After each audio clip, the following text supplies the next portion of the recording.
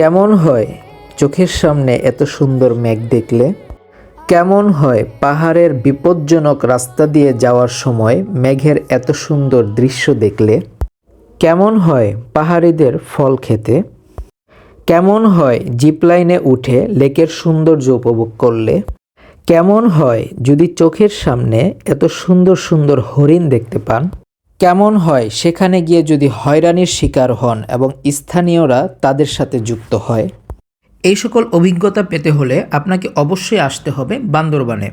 আজ আমি শেয়ার করব একদিনের ট্যুর প্ল্যানে আপনারা বান্দরবানে কি কি দেখতে পারবেন। আমাদের সাথেই থাকুন। আমি সকাল ৬টায় বাসা থেকে বের হয়ে গেলাম। চাকরির সুবাদে আমি বর্তমানে কক্সবাজার থাকি। এরপর বাস টার্মিনাল আসলাম। আমি গাড়ির জন্য অপেক্ষা করছি। আমার সহযোগীরা গাড়ি নিয়ে আসছে এবং আমি গাড়িতে উঠলাম। এরপর আমাদের যাত্রা শুরু হলো বান্দরবানের উদ্দেশ্যে। চলে আসলাম বান্দরবান বাস টার্মিনালে। এখানে আসতে আসতে আমাদের প্রায় 10টা বেজে যায়। তো আমরা চাঁদের গাড়ি ঠিক করব সিদ্ধান্ত নিই। এখানে মালিক সমিতি পর্যটকদের হয়রানি এড়াতে একটা ভাড়ার চার্ট তৈরি করেছে। এটা সবাইকে মেনে চলতে হয়। তো আমরা এই চার্টটা দেখছিলাম। আপনারা ভিডিও পজ করে এখানে চার্টটা দেখতে পারেন। তো আমরা সবার শেষে প্যাকেজ 3 যেটা আছে সেটাই আমরা নেওয়ার চেষ্টা করছিলাম।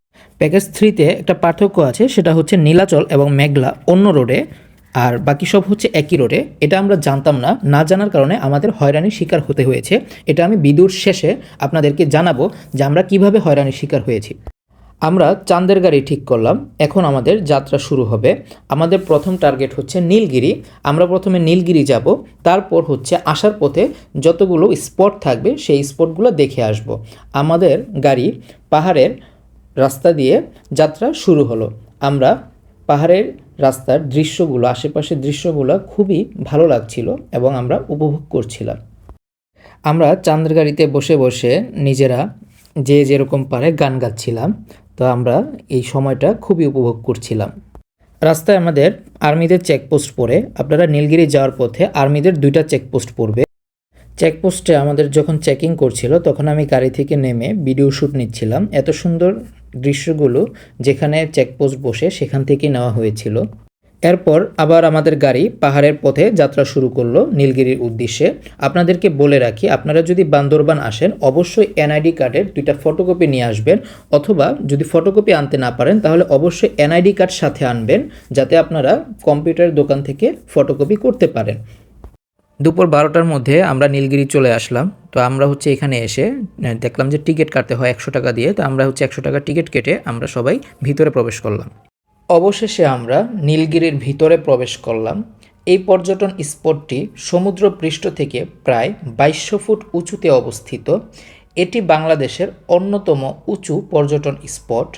এ নীলগিরি যে কারণে বিখ্যাত সেটি পাহাড়ের চূড়া থেকে মেঘ, সূর্যাস্ত ও সূর্যোদয়ের অসাধারণ দৃশ্য, সবুজ পাহাড়, ঝর্ণা ও গভীর উপত্যকা, শান্ত ও নিরিবিলি পরিবেশ খুব সুন্দরভাবে উপভোগ করা যায়।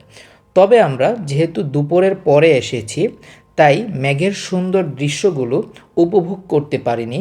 মেঘের সুন্দর দৃশ্য উপভোগ করতে হলে আপনাকে অবশ্যই সকালে সূর্যোদয়ের পূর্বে আসতে হবে অথবা বর্ষায় আসতে হবে। আমরা দুপুরে আসার কারণে মেঘ যে একদমই দেখতে পারিনি সেটা বলা যাবে না। মেঘ আমরা দেখেছি, তবে একটু দূরে দেখেছি, খুব কাছ থেকে দেখিনি। এখানে হেলিপ্যাড রয়েছে এবং হেলিপ্যাডের আশেপাশের দৃশ্যগুলো খুব সুন্দর এবং আমরা খুব দূরে মেঘের একটা স্তর দেখতে পাচ্ছিলাম। আমরা সুন্দর দৃশ্যগুলো উপভোগ করে আমরা তাড়াতাড়ি বের হয়ে যাচ্ছিলাম নীলগিরি থেকে, কারণ আমাদেরকে আরও অন্য অন্য স্পটগুলো দেখতে হবে সন্ধ্যা হওয়ার আগেই। তা আমরা আমাদের নাস্তাটা গাড়িতেই করে নিলাম। চলে আসলাম ডাবল ভিউ পয়েন্টে। ডাবল ভিউ পয়েন্ট নামকরণের কারণ এখানে 2 জায়গা থেকেই পাহাড়ের সৌন্দর্য এবং উপত্যকা এবং মেঘের সৌন্দর্য খুব সুন্দরভাবে উপভোগ করা যায়। তবে এখানে আসলে অবশ্যই আপনারা খুব সাবধান থাকবেন যাতে কোনো বিপদ না ঘটে। এবার চলে আসলাম টাইটানিক ভিউ পয়েন্টে। এই জায়গার নাম টাইটানিক ভিউ নামকরণ করার কারণ এই পর্যটন স্পটটি টাইটানিকের মতো করে সাজানো হয়েছে। তবে এখানে আসলেও আপনারা খুব সুন্দরভাবে প্রকৃতিকে অনুভব করতে পারবেন। আমরা মেঘগুলো খুব দূরে দূরে দেখছিলাম, বাট যদি আপনারা খুব সকালে আসেন তাহলে খুব কাছ থেকে মেঘগুলো দেখতে পারবেন। এবার আমরা নামাজের জন্য মসজিদে আসলাম। যেহেতু আজকে শুক্রবার ছিল, তাই সবাই একসাথে মসজিদে নামাজ আদায় করলাম। জুমার নামাজ শেষে এবার আমরা চলে আসলাম চিম্বুক পাহাড়ে। এখানে প্রবেশের মূল্য 50 টাকা। তো আমরা সবাই টিকিট কেটে এখানে প্রবেশ করলাম।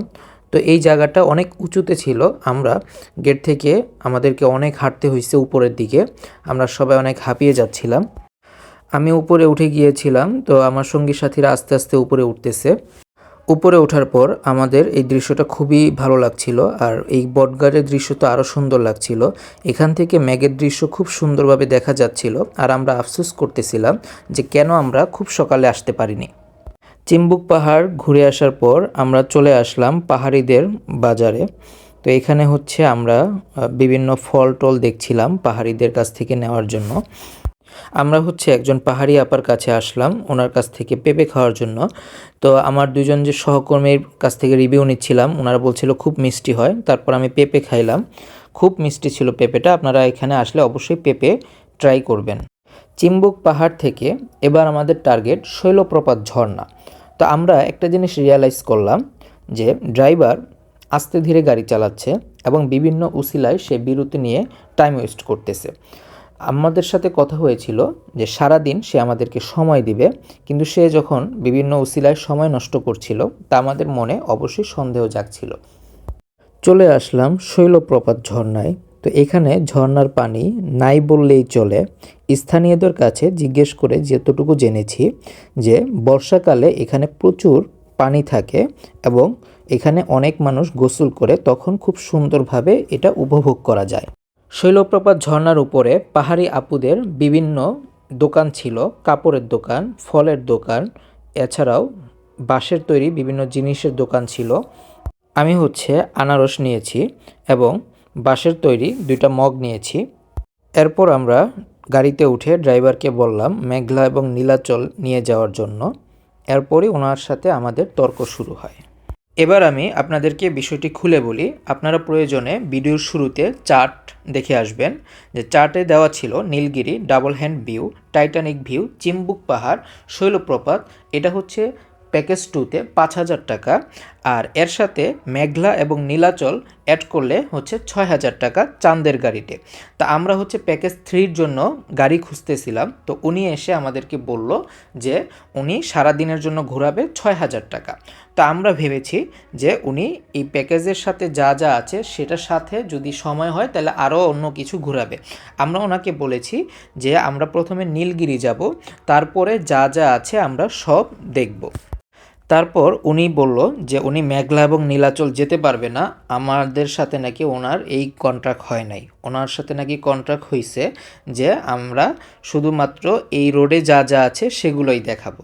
তো আমাদের কথা যে তাহলে তো এই রোডে যা যা আছে সেটা তো প্যাকেজ 2তে পড়ে, তাইলে উনি 5,000 নেবে, উনি 6,000 কেন নিচ্ছে? কিন্তু ওনার কথা যে আমরা নাকি 6,000 দিয়েই কন্ট্রাক্ট করছি শুধুমাত্র এই রোডের জন্য। তারপর আমরা ওনাকে বললাম যে ওনার অফিসের সামনে নিয়ে যেতে, যেটা মালিক সমিতি আছে, ওখানে গিয়ে আমরা সমস্যার সমাধান করব। কিন্তু উনি কি করলো, ওনার অফিসে নিয়ে গেল না, তার আগেই আমাদেরকে নামিয়ে দিল এবং আমাদের সাথে তর্ক শুরু করলো এবং স্থানীয়দেরকে সে জড়ো করে আমাদেরকে দুর্বল করে দিল। এরপর আমরা যখন দেখলাম যে স্থানীয়রা তার পক্ষে আছে, আমাদের কোনো কথাই শুনছে না, তাই আমরা কথা আর বাড়াবাড়ি না করে সে যে টাকা চাচ্ছে সেটাই আমরা দিয়ে দিলাম। এসব ঝামেলা শেষ করে আমরা যেই গাড়ি দিয়ে কক্সবাজার থেকে বান্দরবান এসেছিলাম সেই গাড়ি দিয়ে আমরা মেঘলা আসলাম। তো মেঘলায় আসার পর দেখলাম যে এখানে প্রবেশ মূল্য 50 টাকা। তো আমরা 50 টাকা দিয়ে মেঘলাতে প্রবেশ করলাম। এখানে ঢোকার পর এখানের যে প্রাকৃতিক সৌন্দর্য সেটা আমাদের মনকে ছুঁয়ে দিয়েছে।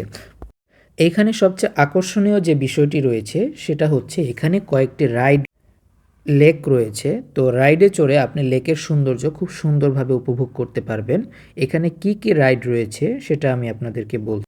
প্রথমে রয়েছে জিপ লাইন রাইড।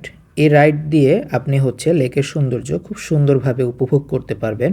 আমার প্রথম একটু ভয় লাগছিল, কিন্তু এরপরই আমার ভয়টা চলে গিয়েছে। এরপর রয়েছে কেবল কার। কেবল কারে বসে আপনি খুব সুন্দরভাবে লেকের সৌন্দর্য উপভোগ করতে পারবেন। আমরা কেবল কারে উঠে লেকের সৌন্দর্য খুব সুন্দরভাবে উপভোগ করছিলাম এবং উপর থেকে খুব সুন্দরভাবে লেকটা দেখা যাচ্ছিল। এরপর রয়েছে কাইকিং বোট, আপনারা কাইকিং করতে পারবেন। এছাড়াও এখানে চিড়িয়াখানা রয়েছে, এখানে হরিণ রয়েছে। তবে হরিণ ছাড়া আমরা আর কিছুই দেখতে পারিনি, অন্য সব খাঁচাগুলো একদমই খালি ছিল। বানর ভাল্লুক আগে ছিল, যা এখন একদমই ছিল না। এছাড়াও এখানে রয়েছে দুইটা ঝুলন্ত ব্রিজ, ঝুলন্ত ব্রিজে উঠে আমরা সূর্যাস্তটা খুব সুন্দরভাবে উপভোগ করছিলাম। এছাড়াও লেকে রাজহাঁসগুলো খুব সুন্দরভাবে সাঁতার কাটছিল, এটাও আমাদেরকে খুব আনন্দ দিচ্ছিল।